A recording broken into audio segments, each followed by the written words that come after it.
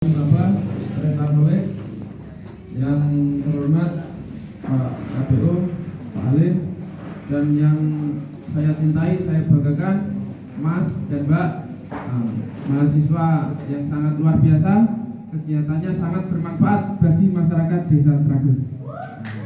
Karena apa? Mas dan Mbak, sebaik-baik manusia adalah manusia yang bermanfaat. Ya, nggak ada manusia pintar nggak? Yang ada adalah manusia yang bermanfaat. Contohnya ya Mas dan Mbak ini.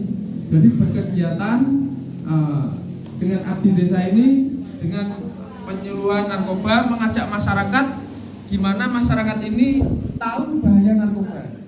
Jadi sangat luar biasa. Jadi menyelamatkan generasi bangsa ini. Yang kedua, izin saya memperkenalkan diri. Nama saya Bribtu Herlambang. Saya di fungsi Dinas. Fungsi Dinas ini Mas dan Mbak, tugasnya hanya penyuluhan. Jadi membina, memberikan penyuluhan kepada masyarakat. Jadi mengajak masyarakat agar berbuat baik, agar tidak terpengaruh dengan penyalahgunaan narkoba. Seperti itu. Yang ketiga, mohon izin sebelumnya, mohon maaf, Mas dan Mbak ini adalah kaum intelektual. Jadi sudah pintar-pintar semua, ya. Jadi di zaman sekarang apa yang nggak bisa, tinggal klik di Google keluar semua, termasuk jenis narkoba. Ya, saya yakin dan paham Mas dan Mbak tahu apa itu narkoba. Ya, rendah kok. Yang jelas saya di sini gimana caranya saya ini mengajak masyarakat supaya tidak terpengaruh dengan penyalahgunaan narkoba. Yang salah satunya ya, pelaku narkoba ini atau orang yang sudah candu narkoba ini, Mas dan Mbak, itu sangat sulit dikasih tahu. Jadi sulit dikasih tahu, sulit lah kalau nggak dari dirinya sendiri.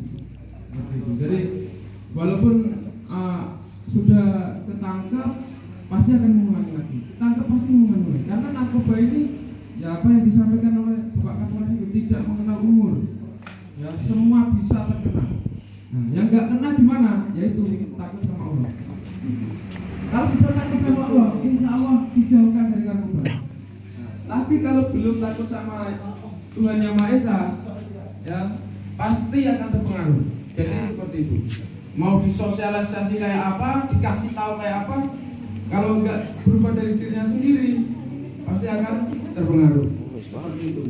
Ya, maka dari itu kegiatan Mas dan Mbak ini sangat luar biasa. Jadi mengajak kepada generasi muda Desa Suketlao, ya, agar terhindar dari penyalahgunaan narkoba. Itu kegiatan Soket Daja. Nah, jadi luar biasa. Jadi kita mulai dari lingkungan dulu, Pak. Ya, Mas dan Mbak. Kalau lingkungan kita bagus, insya Allah, ya, kita akan terhindar dari penyalahgunaan narkoba. Karena apa?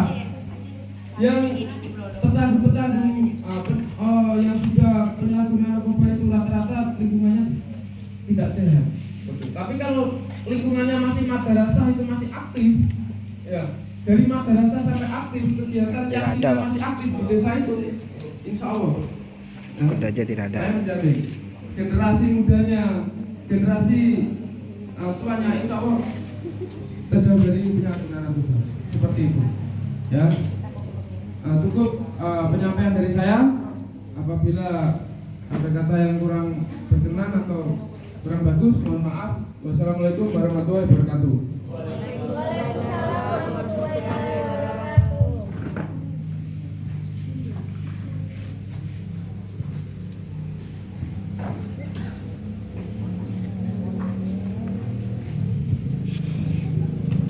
Assalamualaikum warahmatullahi wabarakatuh. Sementara tepuk tangan dulu yang disampaikan oleh ini dari Dinas, yaitu mengajak bimbingan masuk surga. Tiap hari dia mengadakan penyuluhan, mengajak orang berbuat baik, ya bimbingan untuk masuk surga. Tentu saya dari narkoba, fungsi Sat Narkoba Polres Bangkalan, yang memperkenalkan diri. Nama saya Ibtu Sarminto Bagus Prastio, ya,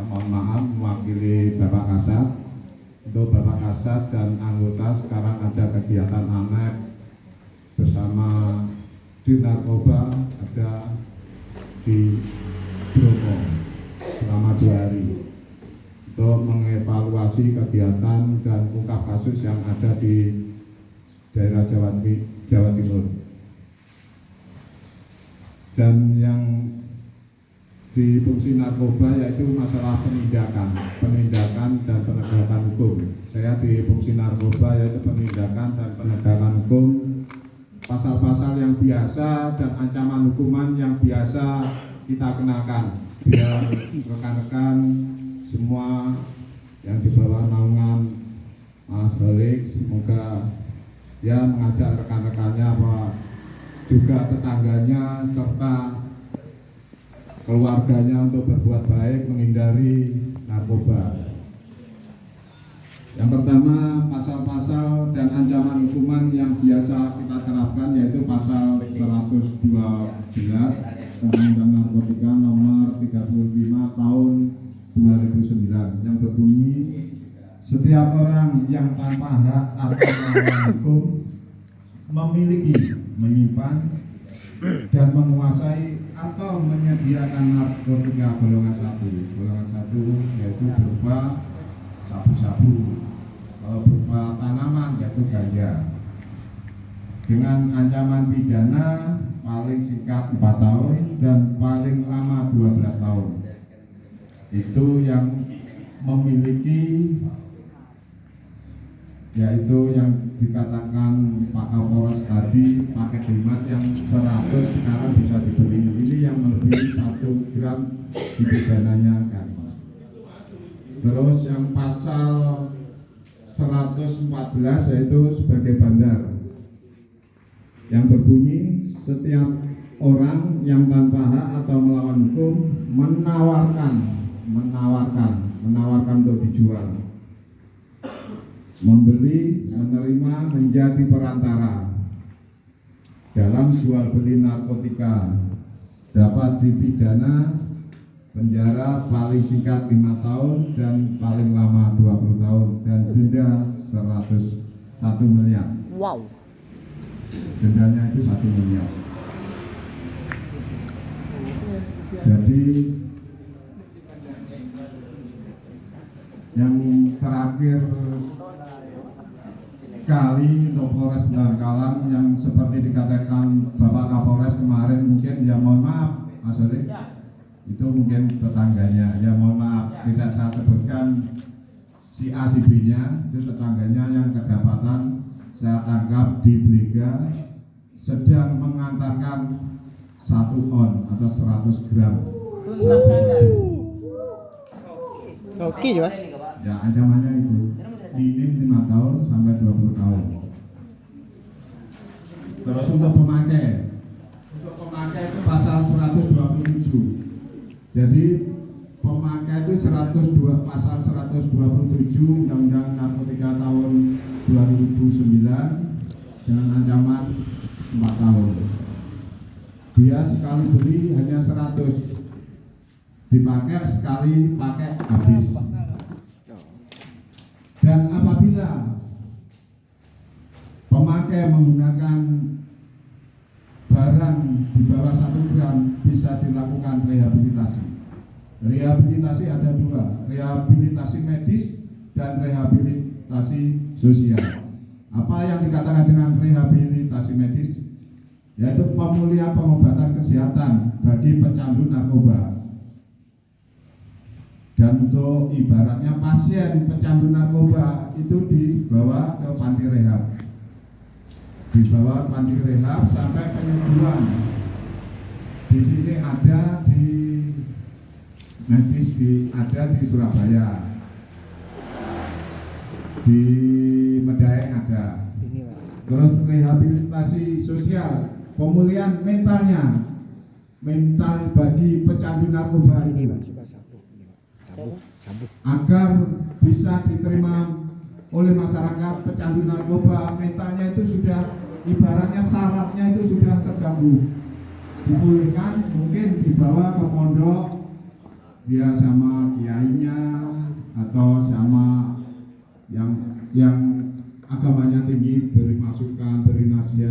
insya Allah bisa sembuh. Dan untuk pemakai yang di bawah 1 gram bisa dilakukan rehabilitasi dan juga restoratif justice. Apa itu restoratif justice? Penyelesaian perkara di luar persidangan, yaitu apabila barang buktinya di bawah 1 gram bisa dilakukan di restoratif justice di rehab di Surabaya.